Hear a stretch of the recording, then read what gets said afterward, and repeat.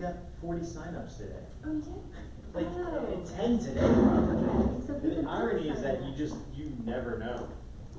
I mean, I only found out about it through your message. Yeah, and that's the thing, is like, when we saw that we had like 10 plus people between this one and the last one sign up on Luma, I was like, that means they're coming to the next one. You wouldn't sign up if not. And then, I didn't even sign up at all, so. that's fine, it's good. It's like, you can join our Discord though if you haven't. Okay. Yeah, go ahead. So we have this, yeah, this event has its own. And that's the camera. You should move it over a little bit.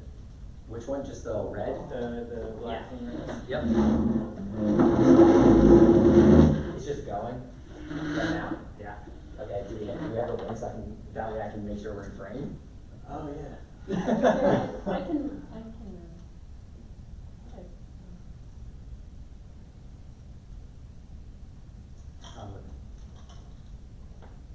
Okay, so we did. We moved it to the right. We're probably right in the middle right now. Okay. I am fine with that. Sweet. Thanks, guys. Welcome for to recording. the Fantasy and Esports Meetup. I'm here with Dean Elizab, who is also co-host of the event. You should get credit for that. My name is Justin Schoenfelder. I'm the founder and CEO of Fantasy Elect. We do real money fantasy sports contests for politics. Basically the entire ethos of this event is a combination of fantasy sports and esports. And Dean and I work together on South by Southwest event, and with Prize Picks and several other partners, Sweet Science and some other partners.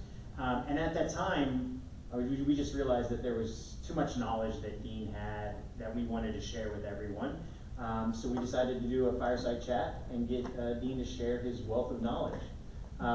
Dean, I'll let you introduce yourself beyond that, and maybe your history and how you got to where you are. Yeah, so I'm Dean Elizab. I founded Elizab Legal, so I was in the big law space for a couple of years, realized that founders really didn't have a lot of really stable help that wasn't just looking at them for value extraction, right? So they were being preyed on at certain moments where they were getting funding and things like that. So I decided to really commit to that. And so one of the reasons why that is because I grew up in the gaming space since I could basically plug into the internet. So I was a competitive player in StarCraft Brood War, StarCraft 2, Warcraft 3, and from there, when esports was basically non-existent in America, helped build it up through being a competitor into a commentator throughout the years, and then went through business school, went through law school, and really realized that my passion is making sure someone who's making a really kick-ass product doesn't have to worry about the boring side. So that's why I shifted my entire focus to. Incredible.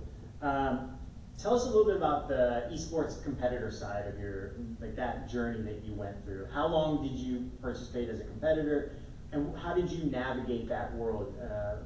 Starting maybe you were younger when you started, it opened up a world that you had never thought of. Maybe elaborate on that. Yeah, so I think esports, especially now, it's so cemented that it is this big legitimate thing, but really we were pushing ever since I was in middle school for legitimacy for it.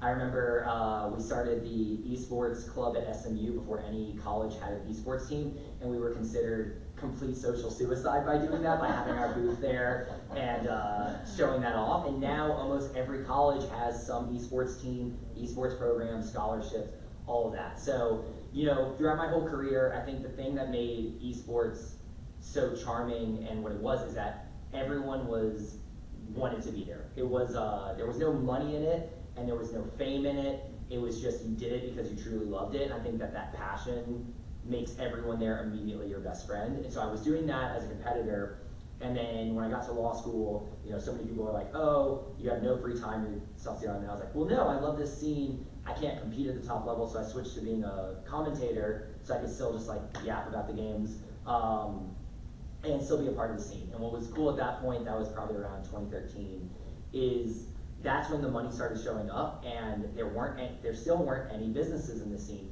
So it was the people who made the teams.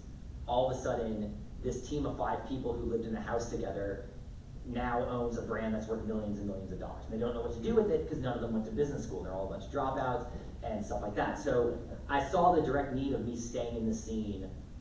There isn't a lot of people with business acumen. There's no lawyers at the time. And really just like wanting to combine all that together. That's interesting. So you saw basically, you were at the tail end as a competitor, at the front end as a commentator. Based on where that transition was then, and how many transitions have we gone through since then? Where do you see where the space is now? And like how many iterations have happened in that interim? Yeah, so I think one of the coolest things is like pre-2009, fighting games were nothing. I'll use them as an example. Just in arcades, Evo was trying, but not very big. Evo's the biggest fighting game. 2009, Street Fighter 4 came out. All of a sudden there was a lot of legitimacy, and then fighting games got a lot bigger. League of Legends came out roughly around 2009. Obviously now one of the biggest esports in the world. So like 2009 was a big fluctuation point.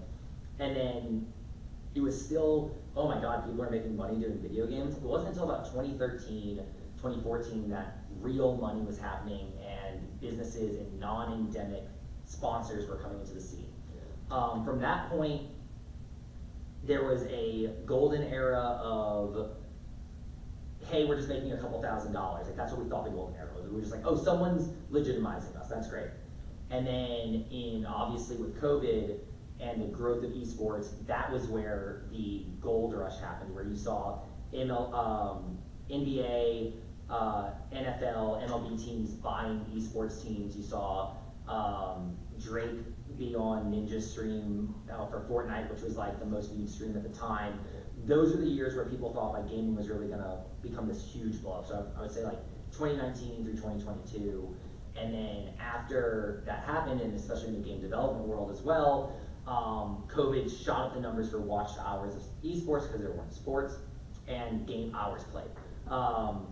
2022 happens, life returns to normal, hours plummet, and that was the kind of esports winter we're currently in, where a lot of companies divested from esports. They can't find a return. Advertising, and the big thing is advertising money went down as well. Esports is tied to advertising money. So I think right now there was, not legitimate, legitimate golden era, and now we're in esports winter, which I think hopefully we keep seeing articles that we're coming out of that. 2024 seems to be stabilizing. It's just like, as everyone knows, companies need to show quarter after quarter growth. You were never going to match peak 2020. Right. Like no game was ever going to match that again.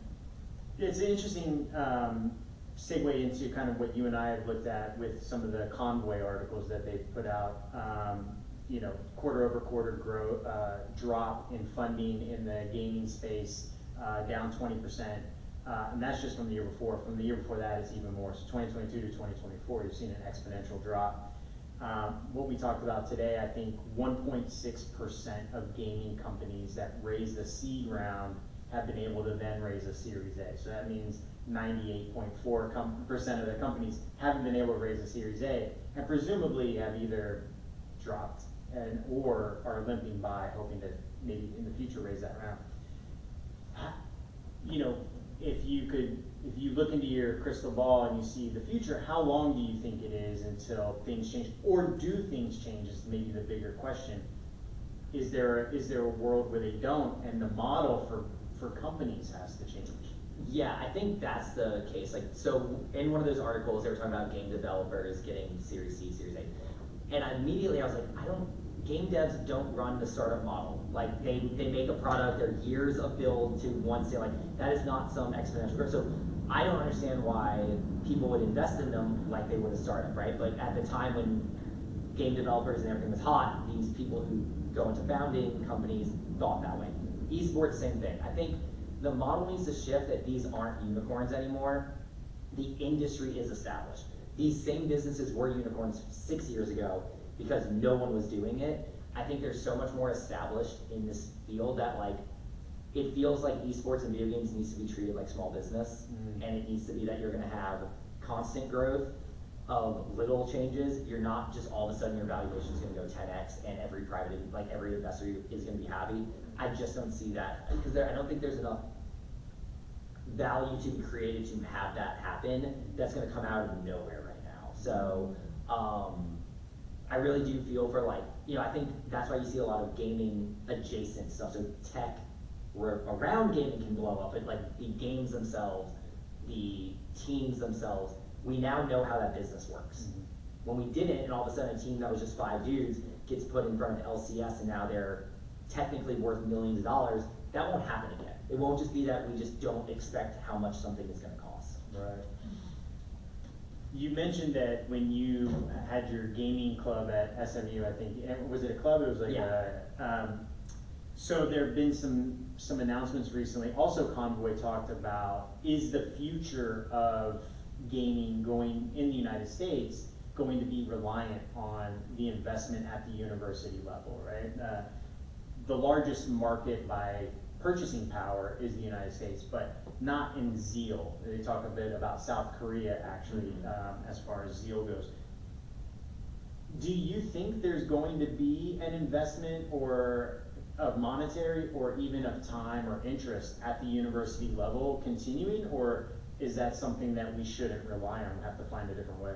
My concern is that the college sports metaphor of it makes sense because these college players go off to professional leagues. It's still a slim percentage, but you have the idea that if you blow up these big schools, you go and do that. That's why all that money comes into these big schools, and they keep this interest from their alumni and all that. That isn't the case in esports. There isn't a clear, you go on and like hundreds, if not thousands, of people get to go into the NFL or NBA at some level. Esports for a certain game, 100 might be in there. And so there isn't churn, there isn't bench spots for them. So I don't think that that's going to have the lasting appeal of like building some kind of strong alumni network. And the other thing is that most esports aren't focusing on the collegiate tournaments. So I know Heroes of the Storm did for a long time. No one watched it. Like the competitors at that college level did, but like it didn't break in because people just went, well, I'll just watch there's still just such a, we can watch the best of the best play this. Why am I watching some college kids? Because we are inundated with yearly constant esports events now that like, why wouldn't you watch just Faker play League, and why would I go watch some random college play League? That's, I think, a big thing that like is what breaks that metaphor and breaks the idea of like why a school would invest into this kind of stuff. So you don't see a world with like NIL being able to offset some of that future earning power or whatever for a college player, and you don't see a world where there's like an NCAA version of, a lot of, while maybe Alabama or UT is a strong team, a lot of what drives that interest is just school spirit. Mm-hmm. So you don't see a world where there's a school spirit argument for competition at the collegiate level. I think from what I think of is that nerds don't have a lot of school spirit. Honestly, in the idea that like the football thing is infectious. It's a social thing you do for 4 years at a school, right? Okay. You go to these events, you meet people, like you have this whole industry about being a part of your college. Whereas if you are doing the esport right now, you are probably one of 30 people caring about it at that level. And so I think that is what goes away from it, is that these people typically are the ones that aren't super school spirited, and maybe that will change if the school boosts up the esport. But at the moment, I just think that isn't a one-to-one. They care about the game they were playing, the people they were playing with, but I think that amorphous feeling of school spirit doesn't permeate into the people who care about that esport as much as it does just the general population for, say, football, basketball, something like that. So no esports pep rallies is what you're saying. Exactly, yeah. And if SMU had an esports like tailgate around the boulevard, then we can talk until that happens. Got it. The last thing that we talked about previously is the announcement about the Olympic esports. Internationally, like we talked about, the zeal for esports, South Korea especially, you probably can mention some others as well, but do you think that will catch on in a way where some of the actual Olympic events that have been added have not caught on? Breakdancing, maybe the prime example. Yeah. Do you see actually, I think they're investing for the next 12 years in Saudi Arabia for that Olympic event, the Olympic esports event.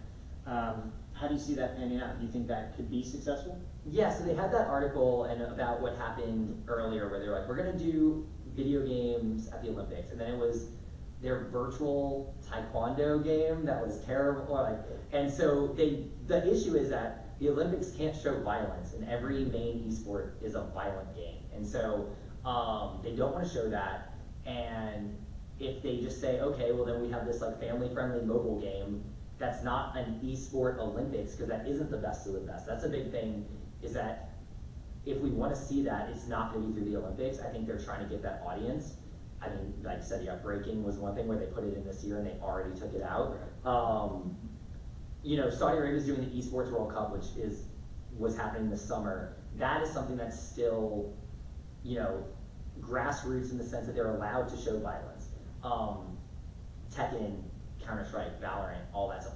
If those aren't at the Olympics, what are you watching? I'm like, I'm not gonna watch people play Wii Sport version of tennis at the same time actual tennis is going on, just because it's a sport, because I'll go watch the people who are ungodly humans at tennis. I don't need to see some people playing Wii tennis. Right. I think that's the big thing. So I know they want to do it, but until that change happens, or we somehow get an amazing non-violent esport, which has yet to happen, I don't see it happening.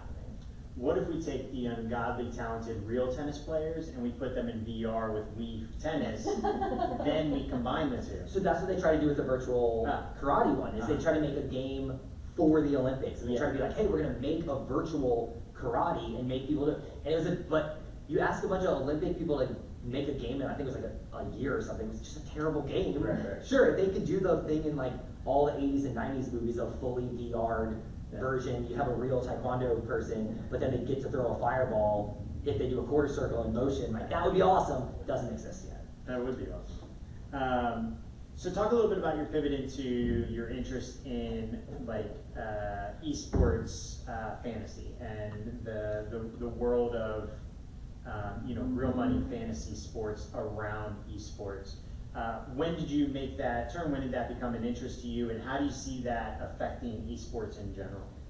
Yeah, so it's interesting because the idea of, you know, fervor behind teams and players has always been at a huge height in esports. So in League of Legends, people quickly, because all the players stream personally, basically daily, people fell in love with the player first, team second, but then got a lot of team loyalty from that. So you have these people who are like, I love League of Legends, I only watch team solo mid, or I only watch team toss.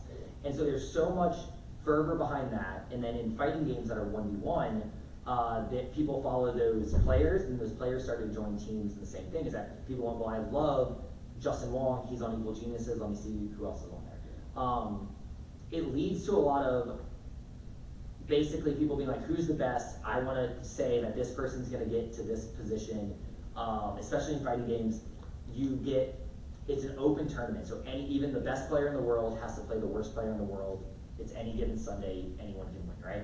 So people loved watching those, looking for upsets, looking for things like that. And so that industry didn't exist until very recently, and so I think that like making sure we find the right way to do that is something that I wanted to be on the forefront of, because, you know, we look at the concerns, we look at like addiction in gaming space all the time, let alone real money, and we want to make sure it's ethical, and then at the esports level, we don't have billions of dollars regulating these players. Like, you know, even boxing, people get caught betting on themselves and throwing matches, so like, you want to build this industry, but then like, if someone throws a match for 10K with this, that's a lot of money to some of these people still, you know, so there's a real challenge in that space that I want to like be a part of. Excellent. And so you mentioned that after you moved into being a commentator, you were going to law school, became a lawyer. Where are you now in your journey, in addition to being a commentator? Tell us a little bit about your service as a lawyer, what you provide, who you work with. Where are you now with your career? Yeah, so I represent founder first in everything I do. So what I do is I really help companies go from formation really structuring and organizing what they're gonna do and give them the guidance they need moving forward in industries that don't have that as much. And so, for example, if you're a tech startup simply doing B2B or SaaS, there's infinite resources for how you're supposed to do that.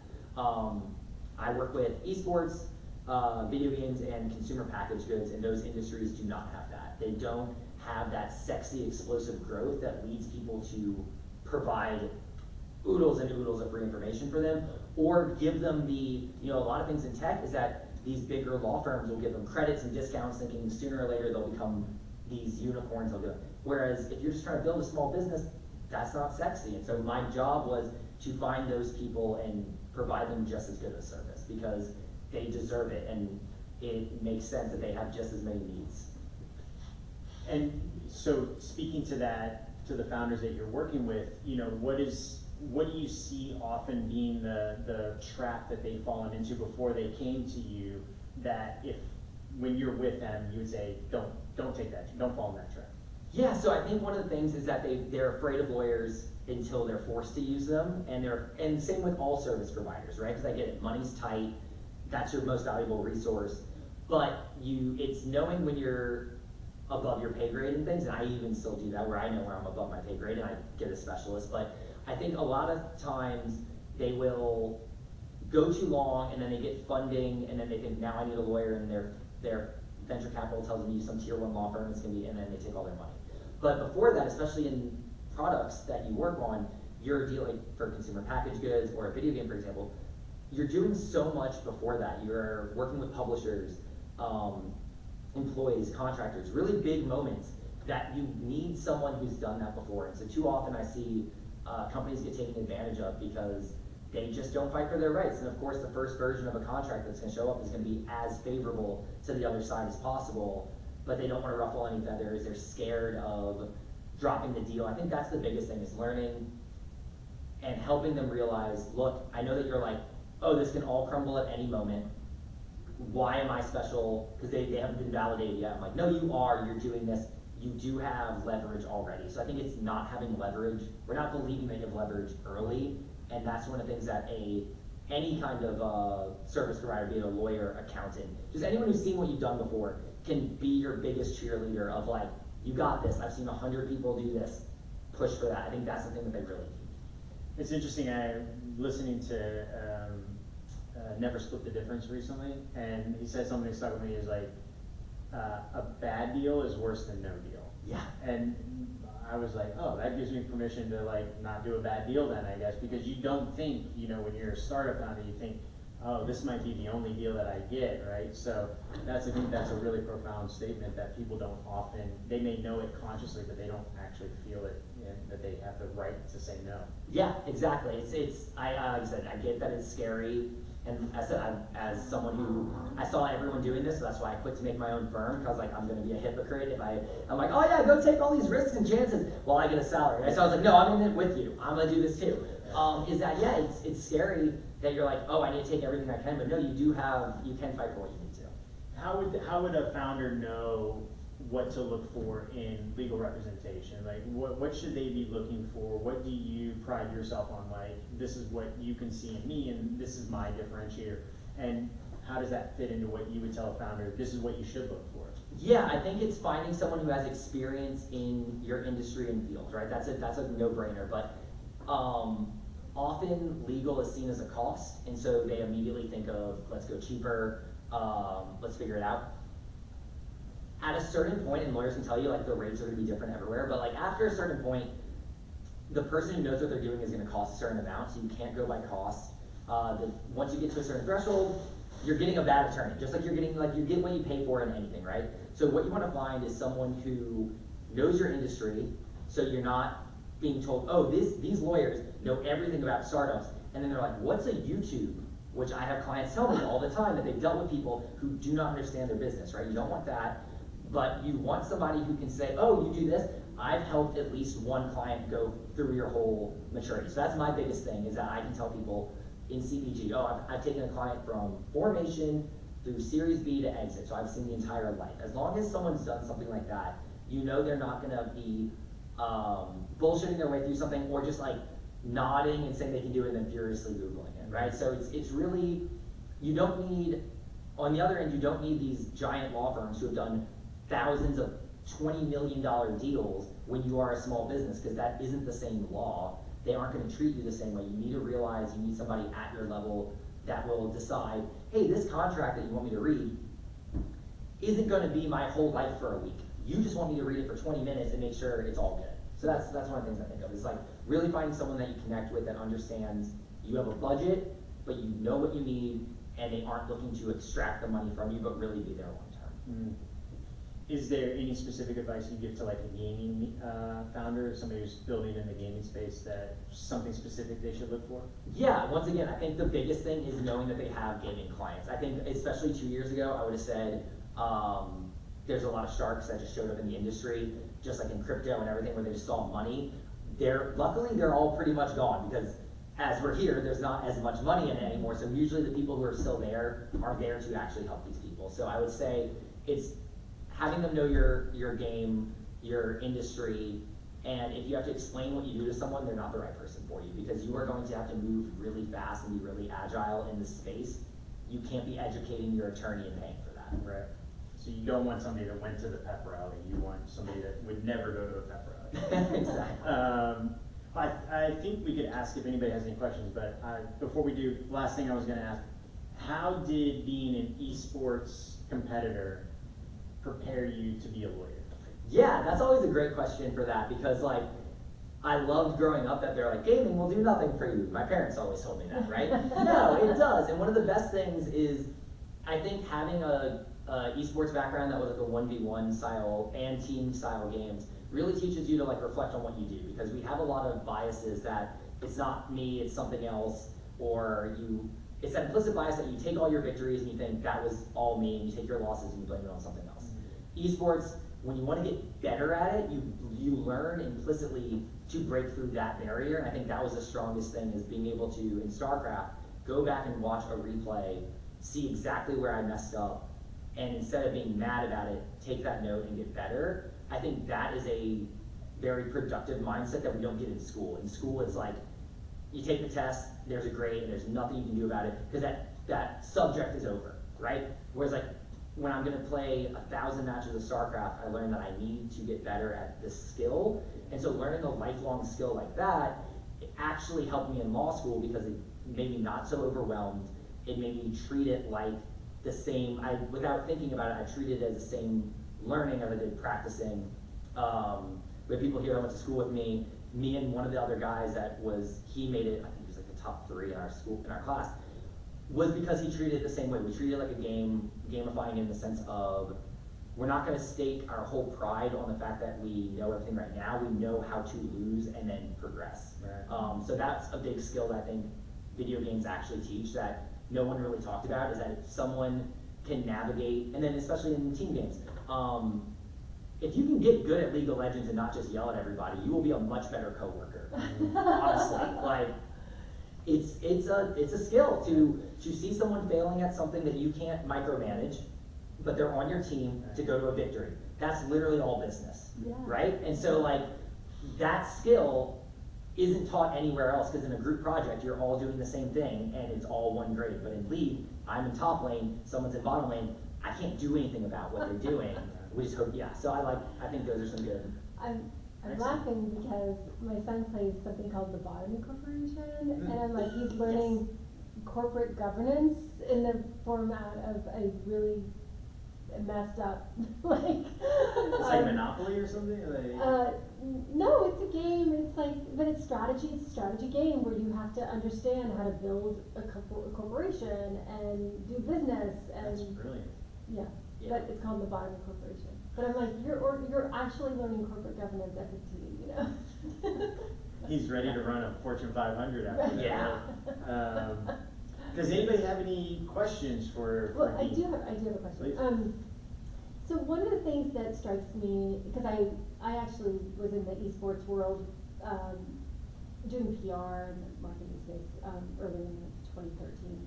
But do you think that esports did a disservice to itself by trying to emulate other sporting things, like versus trying to create something completely different, or completely different like paradigm than maybe it could have. And have you ever fantasized about what that could look like? Yeah, it's funny because I almost had the opposite reaction, because there was a glorious moment in Overwatch history where the Overwatch was doing city-based teams. So instead of just teams being from anywhere, they were like, hey, even though y'all are all based out of LA, this is going to be the Dallas team, the Houston team, and Tampa team. And at first we were like, that's silly, it's a video game, until, and we have friends that are here, we went to one of those live events in the city, and it was explosive. It was better than any esports event that I've been to, because same thing with football, like just because they're in your city shouldn't mean a lot, but it creates the identity of the city. I did think that was something to bring people together, but I do think that that was a more narrow-sighted world of, sure, that's great for those 10 cities, the rest of the cities are out of luck. Whereas, yeah, esports could be global. The thing is that I think that there was a real dichotomy between, do we try to get the most people watching this online? Do we try to grow these events? Because growing events in person is where some real money can be, because you can only make so much money per viewer on the internet, but if you get a 10th of those into a stadium, you probably make 10 times the money. So I think, I actually love in-person esports. I think, you've been to DreamHack, back at MLG back in the day, these Overwatch homecomings. I think there's a world there, and I think it was that old media was trying to boost that too much. New media was trying to say, we don't care, we just want a billion people watching on Twitch. But my issue with like the fully online thing is that then you're so beholden to ads, merch sales on a virtual platform. I just feel like there isn't the connection there, and then someone can quickly be like, oh, I'm done with this, and cross out. Whereas like the time I spent at the Overwatch League, I still remember. I don't remember most streams I watched, right? But the times I spent at EVO, will always remember. Overwatch League, always remember. So I really do think the fusion of the two, I think people weren't doing well enough, and they were just focusing on one or the other. Like Comic-Con needs to, Yeah. like, there needs to be experiential. Yes, yeah, and EVO's doing that the best right now. EVO's a fighting game tournament that got bought by Sony. They have a full convention and then the full tournament, and so people who aren't there for the tournament can have a great 3 days, people who are there have a great 3 days, and it's still mixed. I think that's where the future needs to go, is these bigger fusion of just general entertainment events and that. Any other questions? Please. Yeah. Thought that was an interesting timeline about like the kind of non-legitimacy versus game legitimacy versus like gold rush versus like kind of what you say is like a winter or something like that.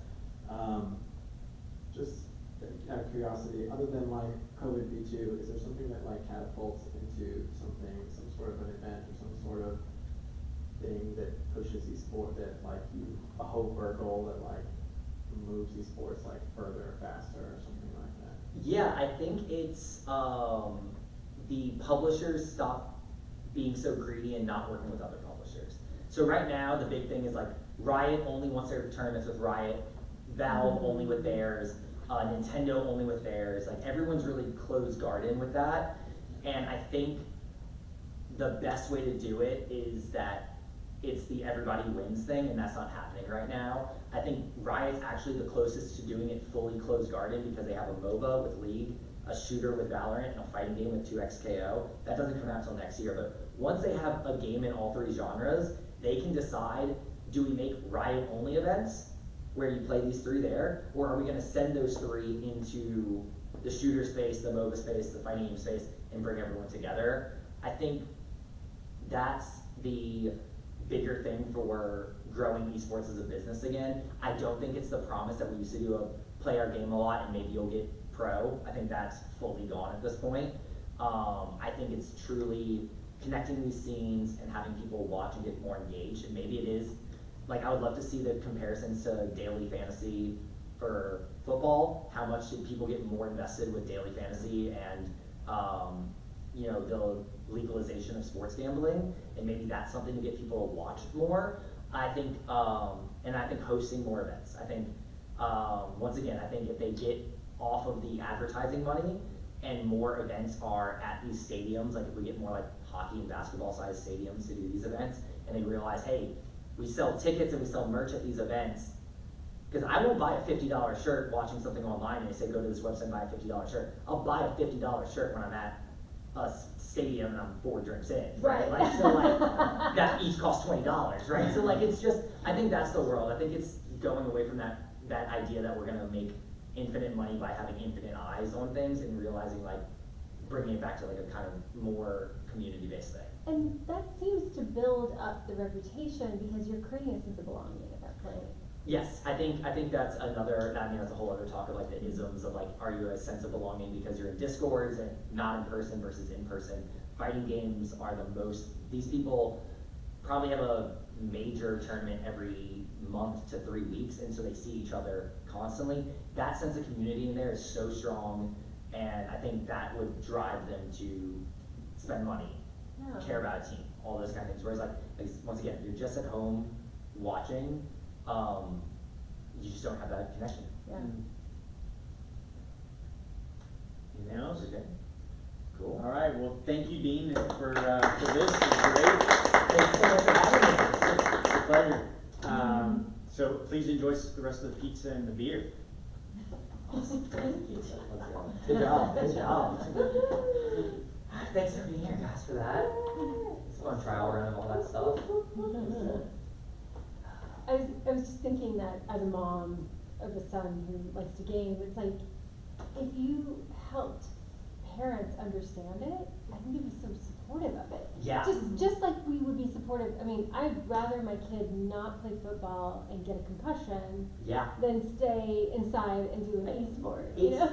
I think it's the thing, and like, so the big thing for me is when I was growing up, my parents didn't like it either until, and they still don't like the people I was truly with, but once I started going to a LAN center that I drove to, like that had the computers, I met people there, and then I would go to concerts with them when they were like, oh, he's playing games with people somewhere. He's not just in his room. Yes. Was the switch that went off for them. Yes. Was like, hey, now these people come to the house, I've met them, he has real Real friends. friends. And yeah, I can always make the argument like, hey, internet friends, real friends. My longest running friend is someone I met in World of Warcraft that now lives in Dallas, and I see him all the time, I hung out with his kid. But that's rare, and parents won't believe that. But if you go, hey, I want to go, instead of going to like when we were kids, like we're going to go to the movies or the mall, if your kid's like, hey, I'm going to go to this LAN center, and you know where it is, it's a nice one, like you're like, sure, go there 3 hours, that's your going out.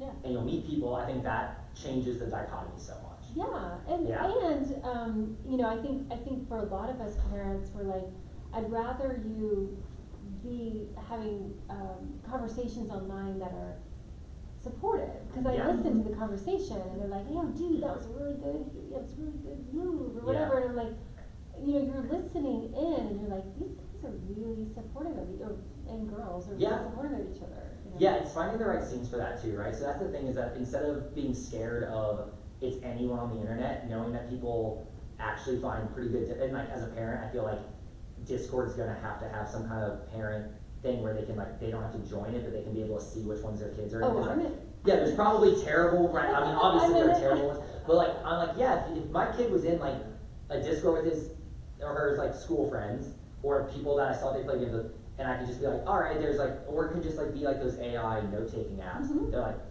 no slurs were said for X amount of minutes. You're like, all right, this is a good, like they're in a good spot. Like that would be great. Like, but like I think those moderation tools and parent tools that they come out, like you said, like people are realizing like it's not throw Johnny into football because now he's concussed as a 12-year-old and he can't walk. Like, yeah, totally. I think like this era of kids needs that, but I think it's like they can't do the same parenting of video game and internet dad, because it worked. It can't be bad, good, yeah. Yeah, it worked in my generation where not everyone was playing games, and like for me it was like, you're weird for playing games. Now gaming is the biggest thing, and being on the internet 24/7 is normal. It's now about not vilifying it, but finding the right way to do it. I was gonna say, now parents are even like, don't leave their house and are on Zoom all day for work, and then like, nobody leaves their house anymore. Nobody has girlfriends. Exactly. Yeah, all third spaces. Everything's on your screen now. Yeah, so cultivating a good third space for kids is very important, and like they just don't exist anymore, and so like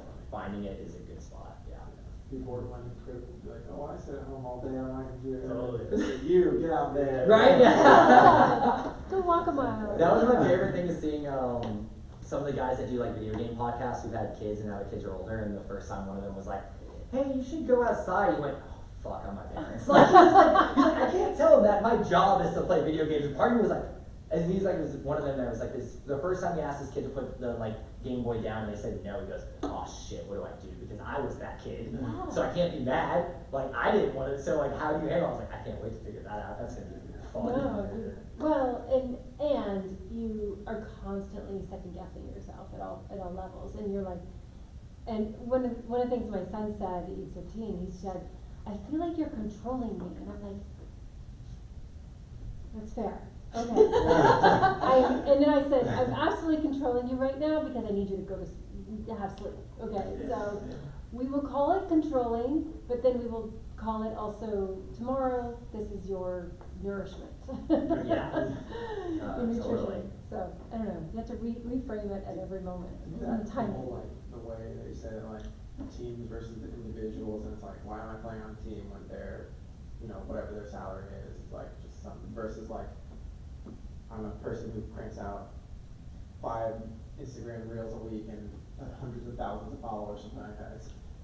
I like weirdly think that sports has, I almost see the opposite. Like I remember on Snapchat seeing like kids or like baby Gronk or like things like Yeah.